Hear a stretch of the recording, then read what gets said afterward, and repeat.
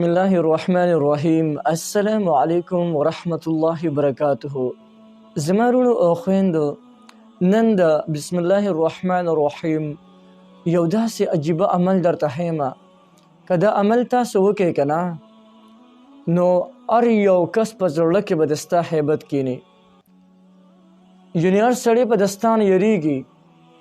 بعضې کسان داسې چې هغې معاشرې کې څه قدر نه وي، هیڅ عزت د هغوی په معاشره کې نه وي، لیکن که هغه وروڼه د بسم الله الرحمن الرحیم د عمل د ځان سره وساتي، او دا وظیفه چې دا کومه درته اوس د بسم الله الرحمن الرحیم ښیم، دا په ترتیب سره ولیکي او ځان سره وساتي، نو انشاءالله چې د دې وظیفې په برکت باندې به د خلکو په زړونو کې د ستا یو هیبت هغه پکې پروزي.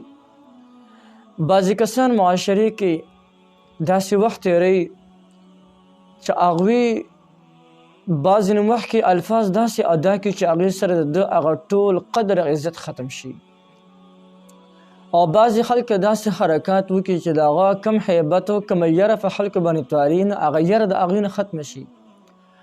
لیکن نن د بسم الله الرحمن الرحیم داسې زبردست عمل درته ښیمه. کله چې تاسو دا عمل وکړئ، د هر انسان په زړه کې به د ستاسو یو قسم له هیبت کیني. دا دونه مبارک عمل دی. نو راځئ دا ویډیو درته ډېره زیاته نه اوږدومه، اسان عمل دی، دا ځان سره وکړئ.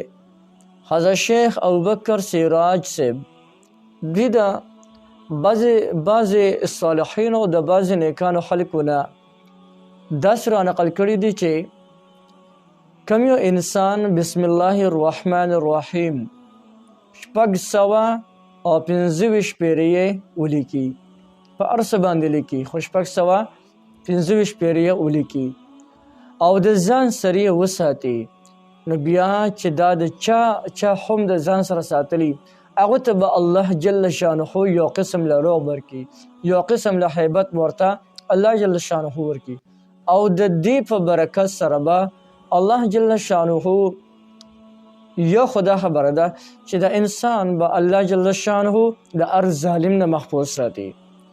او دویمه خبره دا ده چې کم انسان سره دا بسم الله الرحمن الرحیم لیکل شوی پروت وي، نو الله جل شانه به انسان د هر آفت نه محفوظ ساتي، او بله چې د خلکو کې به د دوی یو قسم له روغ او دبدبه پروزي.